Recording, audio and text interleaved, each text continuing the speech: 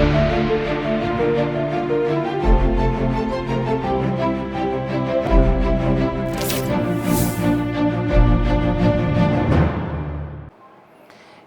आप देख रहे हैं सी न्यूज भारत और मैं हूं ऋषभ सक्सेना। वक्त तो चला है उत्तर प्रदेश बुलेटिन का। उत्तर प्रदेश बुलेटिन में बात होगी कौशाम्बी की, जहां सरकारी टैबलेट पर अध्यापक ने बच्चियों को दिखाया पॉर्न वीडियो।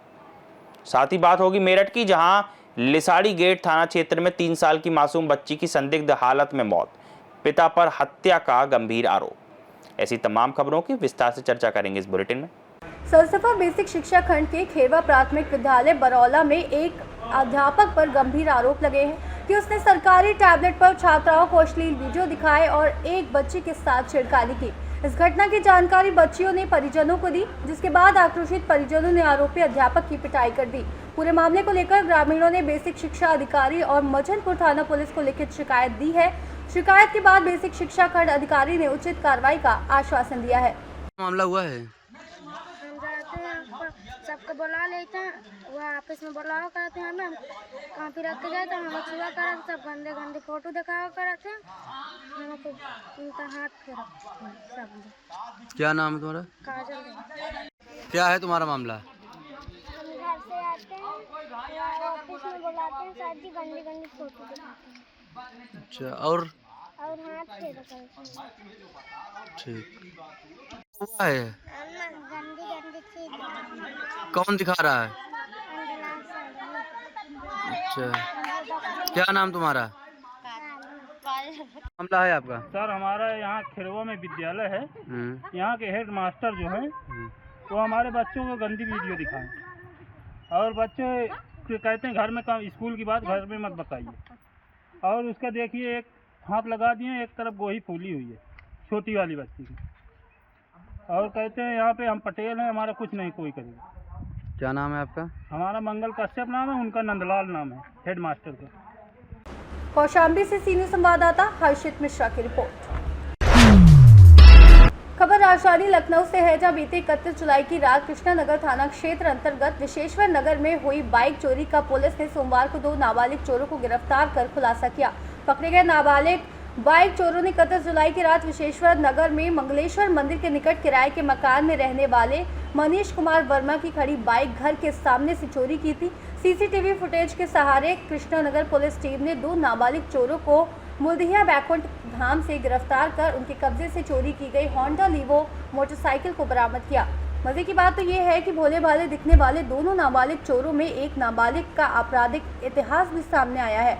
दोनों नाबालिग अभियुक्त सुनसान स्थानों एवं घरों मकानों के सामने रेकी कर खड़े 2 पहिया वाहनों का लॉक मास्टर चाबी से खोलकर वहां की चोरी कर छुपा देते थे तथा सस्ते दामों में बेच देते थे। वीआईपी रोड मुल्दिया बैकुंठ धाम के पास दोनों नाबालिग चोर चोरी की इस बाइक को बेचने की फिराक में थे कि पुलिस के हत्थे चढ़ गए। लखनऊ से सी न्यूज संवाददाता उमेश की रिपोर्ट। मेरठ के लिसाड़ी गेट थाना क्षेत्र के श्याम नगर में सोमवार को 3 साल की मासूम बच्ची की संदिग्ध हालात में मौत हो गई, जिसके बाद बच्ची की मां और उसके मायके वालों ने पिता पर हत्या का आरोप लगाते हुए हंगामा किया। सूचना मिलने पर थाना लिसाड़ी गेट के SHO Ashok Kumar police team के साथ मौके पर पहुंचे, जहां उन्होंने शव का पंचनामा भरकर पोस्टमार्टम के लिए भिजवाया और मामले की जाँच शुरू कर दी। क्या नाम है आपका? मेरा नाम है गुलशन। गुलशन, आज का मामला हुआ है? आज लड़की की तबीयत खराब थी, प्यारे लाल लेके गई थी लड़की, वहाँ ना इलाज कर दिया था। ये कहते मेडिकल में भर्ती करता लड़की बच्ची की नहीं, तो लड़की बोली था अपने आदमी से हम अपने घर लेके जा रही हूँ। क्या नाम है इसके आदमी का? अरमान। कहाँ का रहने वाला है? ये का रहने वाला चमन कॉलोनी में 4 खंभों पर रहती इसकी माँ। के बच्चे इसके? 2 बच्चे हैं, ये बड़ा लड़का, इसको भी मारने की धमकी। कितने दिन का बच्चा है? ये 16 महीने का। मारने की धमकी देता है? और लड़की को कह रहा आज तक 2 दिन पहले कह रहा या तो फायदे नाले में अन्नी दादा होकर। बच्ची के साथ क्या करा? कितने महीने की बच्ची है वो? ये 3.5 महीने की बच्ची है। क्या करा उसके साथ? उसके साथ माँ के साथ वारदात करी, मारपीट करी। लड़की गोद में थी, लड़की को जो खाचा ना वो दूसरी लड़की की गोद में जाके पड़ी, मुन्ना भाई के वही दम देती। ऐसा करवा के लाया 11 दिन हो गए, मैं देखता हूँ मैं जान भी नहीं देती बाजी, मैं भी आज ले लेकर लगा रही हूँ, अपने घर में रोटी नहीं पकाती। मेरठ से सी न्यूज संवाददाता दानिश सैफी की रिपोर्ट। उप उप मुख्यमंत्री केशव प्रसाद मौर्य ने बाढ़ से निपटने की तैयारियों के संबंध में जनप्रतिनिधियों एवं अधिकारियों के साथ बैठक की और आवश्यक दिशा निर्देश दिए। उन्होंने सभी संबंधित अधिकारियों को बाढ़ की दृष्टि से व्यवस्थाओं को चुस्त दुरुस्त बनाए रखने, प्रभावित ग्रामीण क्षेत्रों में राहत शिविरों की स्थापना और वहां सभी आवश्यक सुविधाओं के प्रबंध का निर्देश दिया। उप मुख्यमंत्री ने कहा कि सरकार सेवा भाव से कार्य कर रही है और अधिकारी भी इस आपदा को सेवा का अवसर समझकर समर्पित भाव से कार्य करें। उन्होंने बाढ़ में प्रभावित क्षेत्रों में फसलों के नुकसान का आकलन करने, पानी कम होने पर स्वच्छता व्यवस्था की तैयारी करने और राहत शिविरों में भोजन की गुणवत्ता पर विशेष ध्यान देने को कहा। जिलाधिकारी ने गंगा यमुना के जलस्तर और अन्य तैयारियों की जानकारी दी, जिसमें बताया गया कि जलस्तर बढ़ रहा है लेकिन इसकी गति धीमी हो गई है तथा 24 घंटे में स्थिर होने की संभावना है।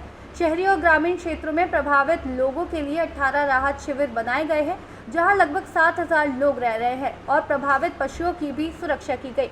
उप मुख्यमंत्री ने राहत शिविरों पर महिला और पुरुष पुलिस कर्मियों की शिफ्टवार ड्यूटी, सफाई कर्मियों के भोजन, आवागमन मार्गों की मरम्मत और स्वास्थ्य सुविधाओं को सुनिश्चित करने पर जोर दिया। साथ ही प्रभावित गांव में जनरेटर, प्रकाश एवं स्वास्थ्य सुविधाएं उपलब्ध कराने और जिन गांव का संपर्क टूट गया है उन्हें भी राहत शिविर के रूप में मानकर जरूरी व्यवस्था करने के निर्देश दिए। उन्होंने जनप्रतिनिधियों को राहत कार्य में सक्रिय भूमिका निभाने हेतु SDRF, NDRF और नोडल अधिकारियों की सूची उपलब्ध कराने का भी आदेश दिया। बाढ़ क्षेत्रों का दौरा किया है, राहत कैंपों का दौरा किया है, अभी बैठक भी लेंगे। और बाढ़ तो निश्चित तौर से 2013 में जो आई थी उसका रिकॉर्ड लगभग तोड़ने की ओर दिखाई दे रही है। बहुत मोहल्लों में भी पानी पहुंचा है, बहुत सारे किसानों के खेत भी डूबे हैं और बड़ी संख्या में राहत कैंपों में लोग आकर के रह रहे हैं। सरकार ने राहत कैंप में जितने लोग हैं उनके खाने की, उनके रहने की, उनकी दवाओं की, उनकी अन्य जरूरतों की तत्काल व्यवस्था ठीक ढंग से करें, इसका निर्देश दिया गया है। और जो बाढ़ पीड़ित हैं उनको आश्वस्त करना चाहते हैं कि सरकार उनके साथ खड़ी है और उनकी हर समस्या को सरकार देख रही है और जिनका कोई नुकसान होगा बाढ़ खत्म होने के बाद उसका भी आकलन किया जाएगा और उसकी क्षतिपूर्ति भी जो हो सकता वो किया जाएगा। लेकिन हमारी सरकार का एक सूत्री या प्रयास है कि बाढ़ जहां पर भी है राहत वहां पर है और ये हमारी प्राथमिकता है। कितना बड़ा क्षेत्र प्रभावित है? क्षेत्र तो बहुत, मैं तो लगातार पूरा इधर करेली वाला क्षेत्र, पश्चिमी क्षेत्र भी है, दक्षिणी क्षेत्र भी है, उत्तरी क्षेत्र भी है, फूलपुर विधानसभा, करचना विधानसभा क्षेत्र, हापम विधानसभा क्षेत्र। अभी प्रयागराज के दृष्टिकोण से मैं कहूँ तो यह सारा इलाका बहुत प्रभावित है। कई क्षेत्र तो टापू की जैसी स्थिति में आ गए हैं। प्रयागराज से सीनियर संवाददाता जाबिर की रिपोर्ट। शाहजहांपुर के कटरा जलालाबाद रोड स्थित मदनापुर में Raja Surya family restaurant and banquet hall का भव्य शुभारंभ वित्त एवं संसदीय कार्य मंत्री सुरेश कुमार खन्ना द्वारा फीता काट कर किया गया। उद्घाटन के उपरांत श्रावण माह के पावन अवसर पर विशाल भंडारे का आयोजन किया गया, जिसमें हजारों श्रद्धालुओं ने भोजन ग्रहण किया। भाजपा ब्लॉक प्रमुख महेश पाल सिंह ने मुख्य अतिथि सुरेश कुमार खन्ना को पुष्पगुच्छ भेंट कर स्वागत किया। मंत्री ने कहा कि ये रेस्टोरेंट क्षेत्र की जनता के लिए सौभाग्य का विषय है, जहां शुद्ध शाकाहारी भोजन उचित मूल्य पर उपलब्ध रहेगा। महेश पाल सिंह ने बताया कि ये रेस्टोरेंट विशेष रूप से पारिवारिक माहौल के अनुरूप डिजाइन किया गया है, जहां आरामदायक वातावरण, बच्चों के अनुकूल सुविधाएं और वाहन पार्किंग की बेहतर व्यवस्था है। पालक पनीर, हांडी पनीर, शाही पनीर, दाल मखनी, मिक्स वेज सहित अनेक स्वादिष्ट व्यंजन कुशल कारीगरों द्वारा परोसे जाएंगे। इस अवसर पर ददरौल विधायक Arvind Singh, MLC doctor Sudhir Singh, block प्रमुख भानु प्रताप सिंह निगोही, प्रियांशु सिंह मिर्जापुर सहित हजारों लोग उपस्थित रहे। शाहजहांपुर से सीनियर संवाददाता फसाद खान की रिपोर्ट। फिलहाल के लिए बुलेटिन में इतना ही। देश और दुनिया की तमाम खबरों के लिए आप देखते रहिए सी न्यूज़ भारत।